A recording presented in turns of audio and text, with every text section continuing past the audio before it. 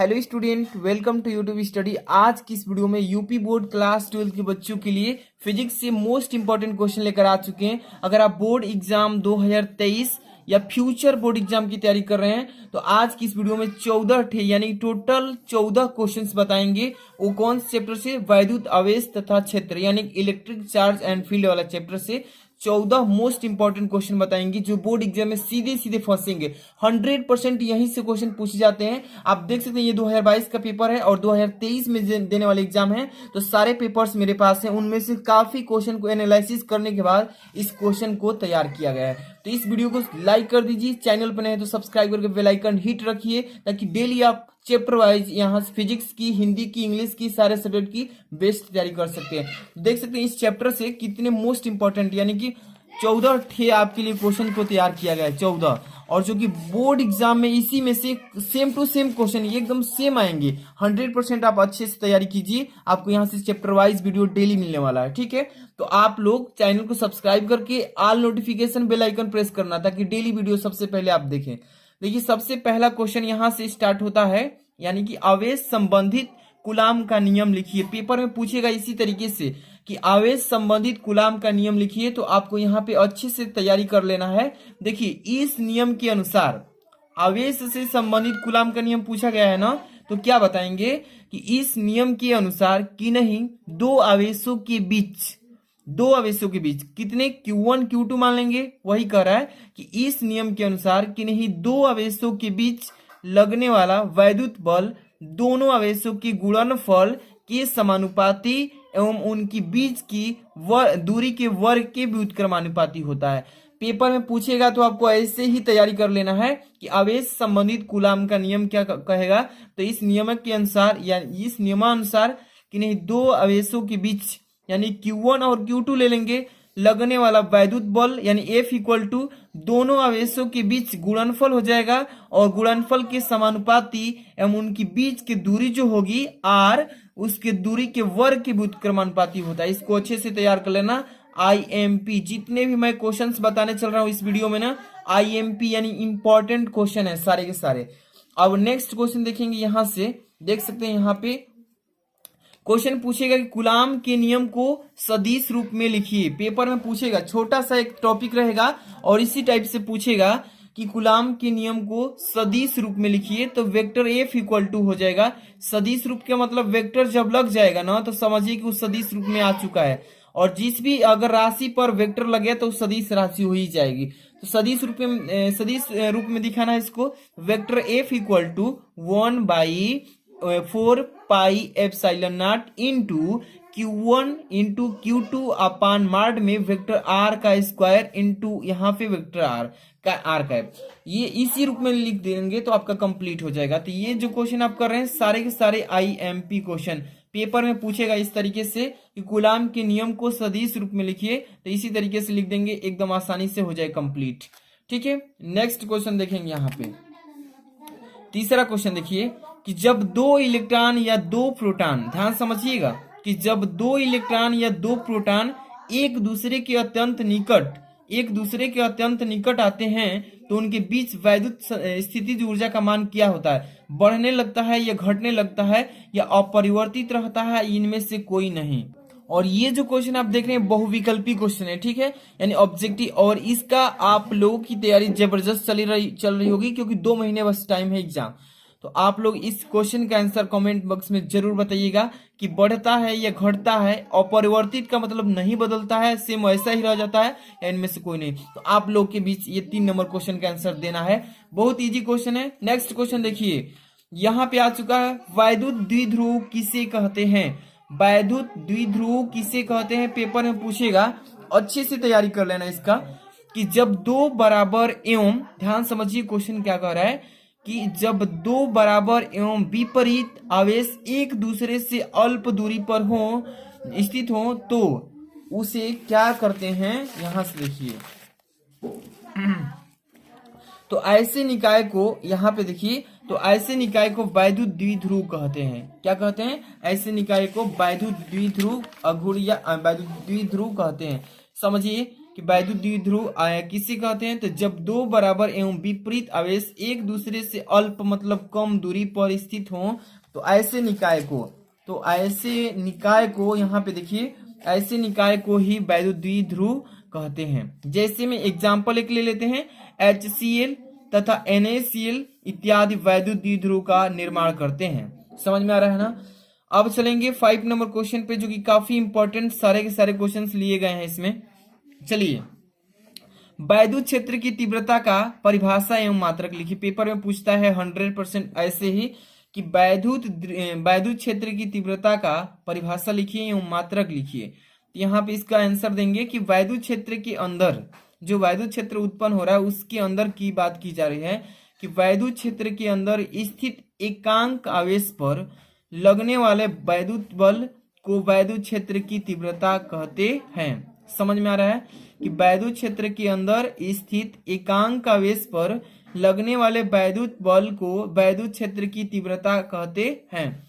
अब देखिए यहाँ पर लिखा है कि जिसे ई से व्यक्त करते हैं, वैद्युत बल को किसी से, वैद्युत क्षेत्र को किसी से ई से व्यक्त करते हैं, निरूपित करते हैं, और इसका फॉर्मूला होता है ई बराबर F/Q। F क्या है, तो बल है, Q क्या है, तो आवेश है। ठीक है। अब यहाँ पर देखिए, इसका मात्रक होता है न्यूटन प्रति कूलाम। वैद्युत क्षेत्र का मात्रक क्या होता है, न्यूटन प्रति कूलाम होता है। ठीक है, तो इसका आंसर, इसका मात्रक भी याद रखिएगा। कोई भी परिभाषा याद कीजिए तो उसका लास्ट में मात्रक जरूर तैयार करके रखिएगा, नहीं तो आप न्यूमेरिकल लगाएंगे और लास्ट में मात्रक ही छोड़ देंगे तो समझिए कि आधा नंबर कट जाता है मात्रक पर। तो मात्रक बहुत ही निसेसिटी है। यहाँ पे देखिए क्वेश्चन नंबर 6 में क्या लिखा गया है कि वैद्युत द्विध्रुव आघूर्ण की परिभाषा लिखिए। यहाँ पे वैद्युत द्विध्रुव आघूर्ण की परिभाषा पूछा गया है, तो इसका आंसर आप अच्छे से तैयार करके रखिएगा, पेपर में 100% पूछेगा। तो वैद्युत द्विध्रुव का कोई एक आवेश तथा द्विध्रुव की लंबाई के गुणनफल को वैद्युत द्विध्रुव आघूर्ण कहते हैं। एक बार फिर से समझिए इस क्वेश्चन को कि वैद्युत द्विध्रुव आघूर्ण का परिभाषा क्या कहेंगे कि वैद्युत द्विध्रुव, यहाँ पे कहेंगे वैद्युत द्विध्रुव का कोई एक आवेश तथा वैद्युत यानी द्विध्रुव की लंबाई की गुणनफल को ही वैद्युत द्विध्रुव आघूर्ण कहते हैं। तो इस क्वेश्चन को अच्छे से तैयार कर लीजिए। वेरी IMP क्वेश्चन से मैं बता रहा हूँ जो भी इस वीडियो में। ठीक है, आगे क्वेश्चन को देखेंगे। क्वेश्चन नंबर 7, यदि किन्हीं दो आवेशों के बीच की दूरी आधी कर दी जाए तो उनके बीच वैद्युत बल हो जाता है। ये ऑब्जेक्टिव क्वेश्चन है और इसका भी आपको आंसर बताना है। ठीक है, चलिए यहाँ पे क्या होगा, आधा रह जाएगा या दोगुना हो जाएगा या 4 गुना हो जाएगा या अपरिवर्तित। इस क्वेश्चन का भी आंसर आप लोग कमेंट बॉक्स में छाप दीजिएगा। यहाँ पे क्वेश्चन एक बार फिर से पढ़ रहा हूँ कि यदि किन्हीं दो आवेशों के बीच की दूरी आधी कर दिया जाए, यानी Q1 और Q2 के दोनों के बीच की दूरी को आधा कर दी जाए तो उनके बीच वैद्युत बल जो लगेगा वो कितना हो जाएगा। तो वही पूछा है यहाँ पे। देखिए आधा हो जाएगा या दुगुना हो जाएगा या 4 गुना या अपरिवर्तित। तो 7 नंबर क्वेश्चन का ऑप्शन आप जरूर बताइएगा। ठीक है, अब चलिए क्वेश्चन नंबर 8 पे ध्यान से देखिएगा। क्वेश्चन नंबर 8, कि नहीं दो परावैद्युत माध्यम को लिखिए। परावैद्युत माध्यम को ये पेपर में पूछता है, काफी इंपॉर्टेंट क्वेश्चन बता रहा हूँ, VIMP, very most important question. कि नहीं दो परावैद्युत माध्यम को लिखिए, तो एक हो जाएगा रबड़ और एक हो जाएगा प्लास्टिक। यहाँ पे लेकिन 3 बता दिया हूँ, एक कांच। तो ये सभी के सभी परावैद्युत माध्यम है। ठीक है ना, तो यहाँ पे इसको अच्छे से तैयार कर लीजिएगा, पेपर में पूछेगा ऐसे ही, तो इसको अच्छे से लिख देना। नेक्स्ट क्वेश्चन यहाँ पे चलेंगे 9 नंबर क्वेश्चन। क्या लिखा है कि गॉस का नियम लिखिए। पेपर में पूछता है कि गॉस का नियम को लिखिए। गॉस का नियम क्या है, इसको अच्छे से तैयारी करके और तब इसको छापना है कि गॉस का नियम क्या है। इस नियम के अनुसार, गॉस का नियम लिखेंगे कि इस नियम के अनुसार किसी बंद पृष्ठ से गुजरने वाला संपूर्ण वैद्युत फ्लक्स उस पृष्ठ की Q का 1/ε0 गुना होता है। ठीक है, इसको अच्छे से तैयार कर लेना। गॉस का नियम किसे कहते हैं, तो इस नियम के अनुसार किसी बंद पृष्ठ से गुजरने वाला संपूर्ण वैद्युत फ्लक्स, ठीक है, उस पृष्ठ के Q का 1/ε0 गुना होता है, जिसे गॉस का नियम कहते हैं। अब यहाँ पर देखिए फाई ई, ये इसको बोलते हैं phi phi E equal to होता है क्यू अपान एप्सिलॉन नॉट। ठीक है, ये फॉर्मूला अच्छे से तैयार कीजिएगा, पेपर में पूछेगा क्वेश्चन तो ये फॉर्मूला यूज करके अप्लाई करके न्यूमेरिकल कीजिएगा। अगला क्वेश्चन देखिए यहाँ पे 10 नंबर लिखा है कि वैद्युत फ्लक्स का परिभाषा तथा मात्रक लिखिए। वैद्युत फ्लक्स किससे कहते हैं, पेपर में पूछेगा 100% ये क्वेश्चन आएगा पेपर में, देख लीजिएगा आप कि वैद्युत फ्लक्स का परिभाषा तथा इसका मात्रक भी लिखिए। ठीक है, तो यहाँ पे तैयार कर लीजिएगा कि किसी पृष्ठ के अभिलंबवत गुजरने वाले वैद्युत बल रेखाओं को वैद्युत फ्लक्स कहते हैं। देखिए कह रहा है कि वैद्युत फ्लक्स किसे कहते हैं, क्लास 10th का भी क्वेश्चन है कि किसी पृष्ठ के अभिलंबवत गुजरने वाले वैद्युत बल रेखाओं को वैद्युत फ्लक्स कहते हैं। जैसे कि मान लीजिए कि यहाँ पर आपको एक फिगर बनाकर बता देता हूं, यहां से देखिए, यहाँ पर अच्छे से इसकी तैयारी कर लीजिएगा, पेपर में पूछेगा, अच्छे से तैयारी रखिएगा। ऐसे ही कोई पृष्ठ हो गया, इसके अभिलंबवत की जितनी बल रेखाएं गुजरती हैं सब इस तरीके से, आपको कक्षा 10 में भी इसके बारे में बताया गया होगा। ठीक है, तो इसको अच्छे से अगर तैयारी किए होंगे, वही है इसका वैद्युत फ्लक्स का। ठीक है, ये आपका फिगर हो गया कि वैद्युत फ्लक्स किसे कहते हैं, किसी पृष्ठ के अभिलंबवत, तो ये पृष्ठ हो गया, इसके अभिलंबवत गुजरने वाले वैद्युत बल रेखाएं, ये वैद्युत बल रेखाएं हैं, गुजर रहे हैं, इसी को वैद्युत फ्लक्स कहते हैं। ठीक है, तो अच्छे से तैयारी कीजिए। वैद्युत फ्लक्स का मात्रक वोल्ट इंटू मीटर होता है या वेबर प्रति मीटर स्क्वायर भी होता है। अच्छे से तैयार करके रखिएगा, इसका मात्रक भी पेपर में पूछता है। ठीक है, आगे चलिए क्वेश्चन नंबर यहाँ पे 11 नंबर क्वेश्चन क्या पूछा है, वैद्युत धारिता किसे कहते हैं। पेपर में पूछेगा कि वैद्युत धारिता किसे कहते हैं, पेपर में हर साल पूछता है। तो देखिए किसी भी चालक का आवेश एवं यहाँ पर देखिए किसी भी चालक का आवेश एवं यहाँ पर विभव के अनुपात को चालक की वैद्युत धारिता कहते हैं। किसी चालक के आवेश के विभव के अनुपात को चालक की वैद्युत धारिता कहते हैं। इसका मात्रक, यहाँ पे इसका मात्रक फैराड होता है। क्या होता है, फैराड होता है। इसको अच्छे से तैयार कर लीजिएगा, इसको वेरी आईएमपी क्वेश्चन कहते हैं, मोस्ट इंपॉर्टेंट क्वेश्चन। जितने भी इस चैप्टर से क्वेश्चन बता रहा हूँ 14 थे, इस सभी की सभी वेरी आईएमपी क्वेश्चन हैं, पेपर में यही आएगा। इसी तरीके से मैं सारे के सारे चैप्टर्स का, जितने भी 14 क्वेश्चन चैप्टर्स हैं फिजिक्स का, सभी चैप्टर्स का मैं आपको डेली आपको इंपॉर्टेंट चैप्टर वाइज क्वेश्चंस बताऊंगा और साथ में पीडीएफ भी दूंगा, पीडीएफ भी प्रोवाइड कर रहा हूं आप लोग के लिए। ठीक है, तो डिस्क्रिप्शन में जाएंगे तो टेलीग्राम का लिंक मिलेगा, वहां पे जोड़ जाइएगा, वहां पे सेंड करेंगे हम। ठीक है, 12 नंबर क्वेश्चन देखिए कि विभव प्रवणता की परिभाषा लिखिए। पेपर में पूछेगा कि विभव प्रवणता क्या है, इसका परिभाषा लिखिए।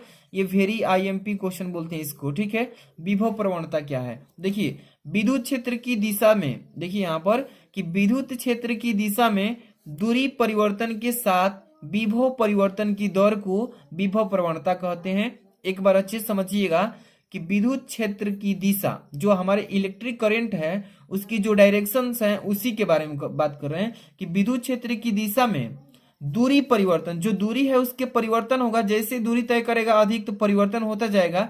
दूरी परिवर्तन के साथ विभव परिवर्तन भी होता है, उसमें विभव की दर जो है विभव प्रवणता ही कहलाता है। इसको अच्छे से तैयार कर लेना, पेपर में पूछेगा। अब देखिए विभव प्रवणता का फॉर्मूला क्या होता है कि विभव प्रवणता जो होता है विभव परिवर्तन बटा में दूरी परिवर्तन। इसको अच्छे से तैयार कर लेना कि विभव प्रवणता बराबर होता है विभव परिवर्तन, यानी विभव में परिवर्तन होगा और इसके बाद दूरी में परिवर्तन बटा में हो जाता है। ठीक है, आगे क्वेश्चन चलेंगे 13 नंबर। ध्यान समझिएगा, एक एक क्वेश्चन आप लोग के लिए काफी इंपॉर्टेंट है।